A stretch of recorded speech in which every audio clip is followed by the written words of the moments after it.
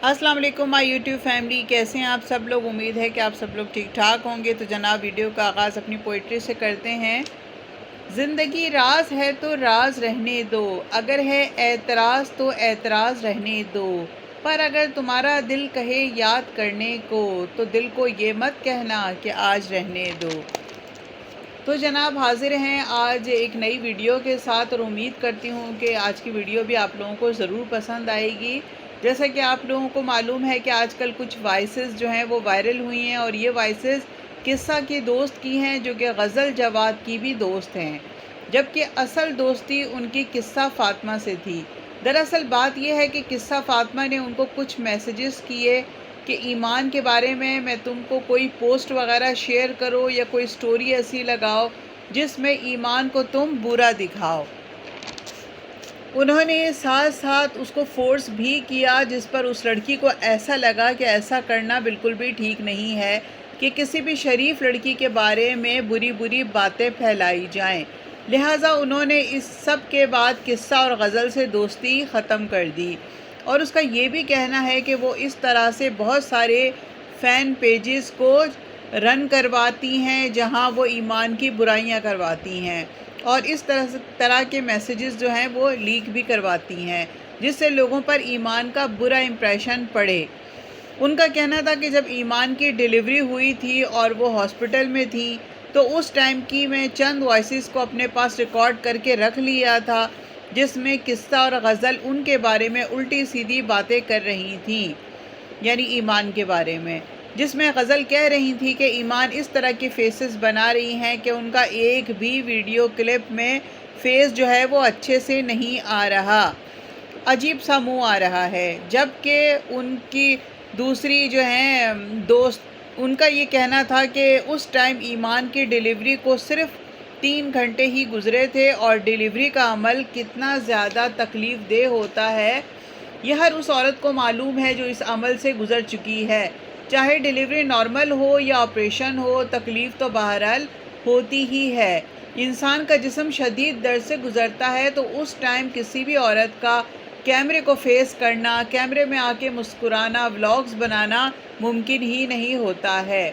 तो गज़ल को इस बात का अंदाज़ा होना चाहिए कि जब वो ख़ुद भी एक बेटी की माँ हैं, और वो इस तरह ईमान के बारे में कैसे बोल सकती हैं। गज़ल और किस्सा की फ्रेंड ने ये भी बताया कि किस्सा ने उनको मैसेजेस करके कहा कि ईमान जो है बहुत चालाक है, सबके सामने सीधी सादी बनती है, असल में ये बहुत ज़्यादा चालाक है। उन्होंने ये भी कहा कि ईमान जो है बहुत ज़्यादा सीधी सादी लड़की है, और किस्सा और गज़ल ने मिलकर उनका घर ख़राब किया है। उन दोनों से बर्दाश्त नहीं होता था कि ईमान और रजब भट्ट एक साथ रहें। कुछ लोग ऐसे भी होते हैं जो आपके करीबी, जो कि दो लोगों को कभी भी एक साथ खुश नहीं देख सकते, और वो लोग यही चाहते थे कि ईमान और रजब जो हैं वो अलग हो जाएं। उनकी फ्रेंड का ये भी कहना था कि ओन शेख जो हैं वो एक वाहिद इंसान है जो दिल से ये चाहते हैं कि रजब और ईमान एक हो जाएं।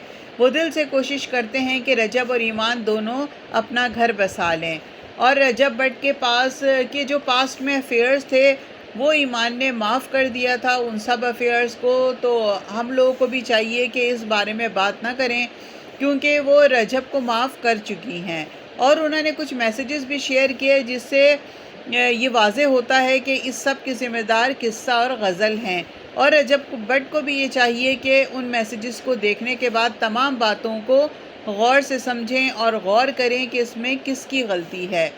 अब तो साफ मालूम हो रहा है कि गलती पर कौन है।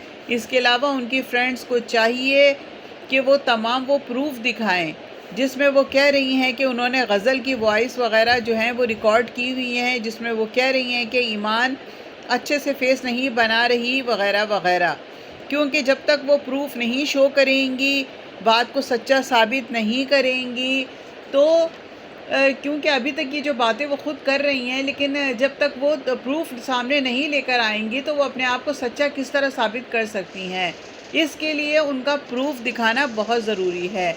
और जो रजब भट्ट हैं उनको भी चाहिए कि ये जो जितना भी इशू चल रहा है उस पर अच्छी तरह से नज़रसानी करें, तमाम जो हैं वो सबूत मांगें, और फिर हर चीज़ को प्रूफ के साथ देखें, क्योंकि سچی اور جھوٹی باتیں پھیلانا اور ایک شادی شدہ کپل کو جدا کرنا اور اس میں ہر طرح کے ہتھ کنڈے استعمال کرنا یہ کوئی اچھی بات نہیں ہے کہ تاکہ دو لوگ الگ ہو سکیں.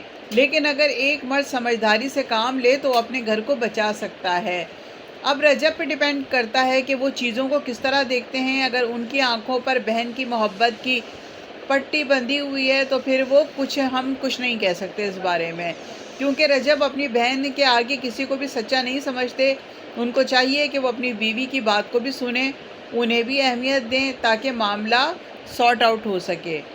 اب ان کے معاملات کافی حد تک خراب ہو چکے ہیں اور اب یہ سمجھ نہیں آ رہا کہ اونٹ کس کروٹ بیٹھے گا. آپ لوگوں کی کیا رائے ہے؟ کمنٹس باکس میں ضرور بتائیے گا آپ لوگ کیا کہتے ہیں. اور انشاءاللہ تعالی اگلی ویڈیو میں آپ لوگوں سے ملاقات ہوگی. تو ملتے ہیں بریک کے بعد.